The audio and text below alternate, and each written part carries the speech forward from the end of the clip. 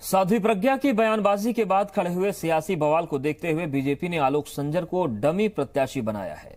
जी मध्य प्रदेश छत्तीसगढ़ पर आलोक संजर को डमी प्रत्याशी बनाए जाने पर साध्वी प्रज्ञा ने कहा कि ये पार्टी का विषय है। पार्टी के बड़े नेताओं ने तय किया है। साध्वी ने कहा कि मेरा कानूनी अड़चनों पर पार्टी से लेकर मेरा लीगल सेल काम कर रहा है।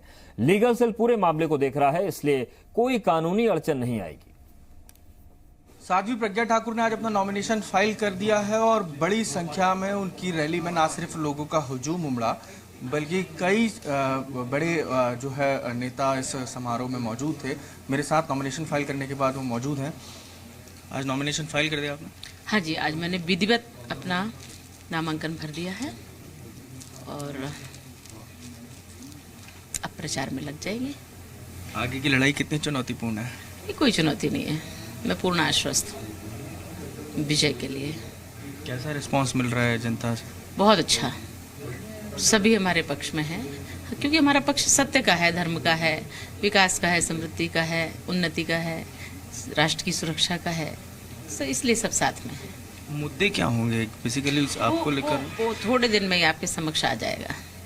बहुत अच्छे से, बहुत विजन की बात करें, बहुत अच्छे से आएगा। कोई साध्वी अपना विजन डॉक्यूमेंट लॉन्च कर रही है, कुछ मंथन कर रही है रात को बैठ? बिल्कुल, चिंतन करना ही पड़ता है, क्योंकि राष्ट्र कल्याण की हमारे भोपाल और सीहोर का जो लोकसभा क्षेत्र है उसके कल्याण के लिए क्या क्या अनिवार्य है, इसके लिए चिंतन तो अनिवार्य है और मैं करती हूँ। हमारी पार्टी के सब हमारे अनुभवी जनों के साथ बैठ करके हम ये कार्य करते हैं और जल्दी से सबके कल्याण के लिए अच्छा लेकर के आएंगे। कोई कानूनी दिक्कतें तो नहीं है, क्योंकि बीजेपी को डर सता रहा है? जो भी है, देखो ये तो सब होता ही है। हमारे विरोधी पक्ष है, वो भी जबरदस्ती कुछ तो करेगा, तो चलता रहता है। लीगल टीम इसके लिए है और वो काम करेगी। आलोक संजर ने एक डमी कैंडिडेट के रूप में नॉमिनेशन फाइल किया है।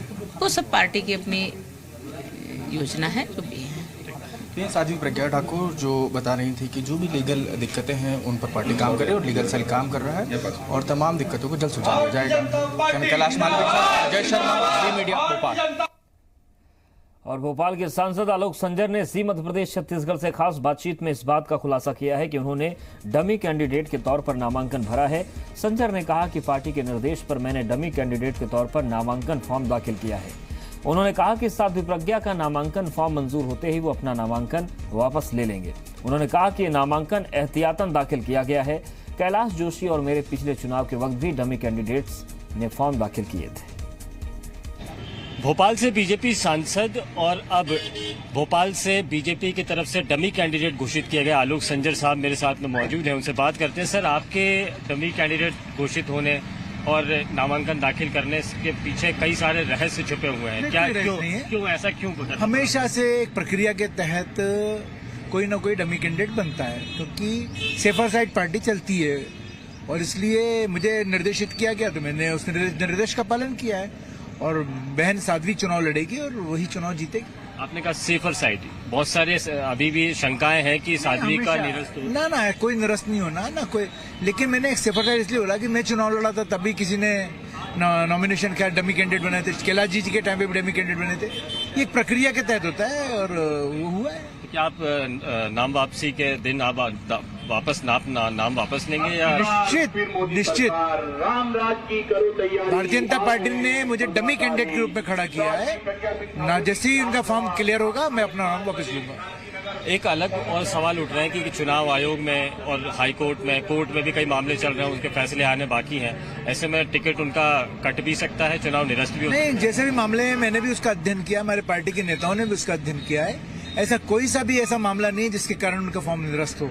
फॉर्म उनका सिलेक्ट होगा और चुनाव लड़ेंगी। आपके विरोधी तो बात भी ये भी कर रहे हैं कि आलोक संजय नाराज है, टिकट मिलना था उनको, सभी लोग तैयार हो गए। मैं बिल्कुल नाराज नहीं हूँ। इस भारतीय जनता पार्टी ने बिना मांगे मुझे बहुत कुछ दिया है और मेरे को तो ये मेरा समय आया है कि पार्टी को मैं थोड़ा सा लौटा सकूंगा।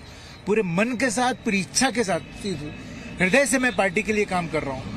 आपको ये शक है कि स्क्रूटनी में साध्वी प्रज्ञा का फॉर्म निरस्त हो सकता है, रद्द किया जा सकता है? भगवान करे उसका बिल्कुल फॉर्म निरस्त नहीं हो।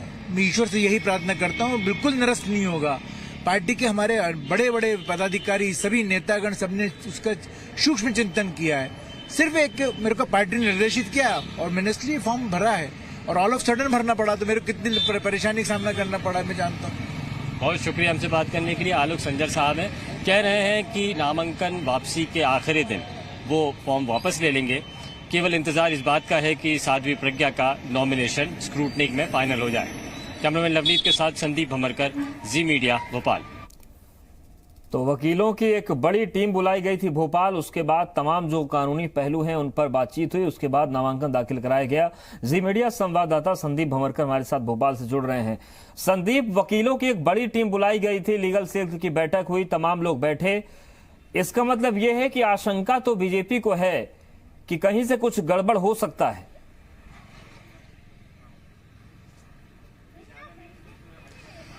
बिल्कुल अवधेश, बिल्कुल सही अंदेशा जाहिर कर रहे हैं, क्योंकि आप चाहे साध्वी प्रज्ञा से बात कर लीजिए, चाहे आलोक संजर से, वो ये बात जरूर कह रहे हैं कि पूरी चुनाव पर, सारी प्रक्रियाओं पर, सारे दस्तावेजों पर और नामांकन दाखिले पर, इन सब पर एक एक्सपर्ट की टीम काम कर रही है, लीगल सेल काम कर रहा है और चुनाव विशेषज्ञ और पुराने नेता इस पर काम कर रहे हैं। उसके बाद में कोई फैसला लिया जाता है।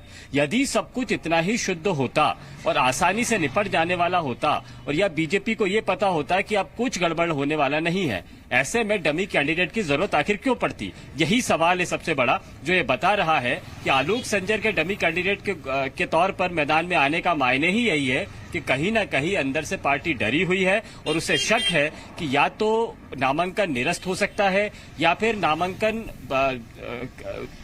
मंजूर होने के बाद में मंजूर होने तक कुछ ऐसी स्थिति आ सकती है जिससे कि साध्वी प्रज्ञा भारती चुनाव नहीं लड़ पाए। ऐसे विरोधियों की भी साजिश हो सकती है या फिर चुनाव आयोग या फिर कोर्ट में जो मामले चल रहे हैं उनके फैसले लंबित हैं। उम्मीद है कि नामांकन फॉर्म वापस लेने के पहले ही ये सारी चीजें सामने आ जाएंगी और साध्वी चुनाव लड़ने को तैयार हो जाएगी।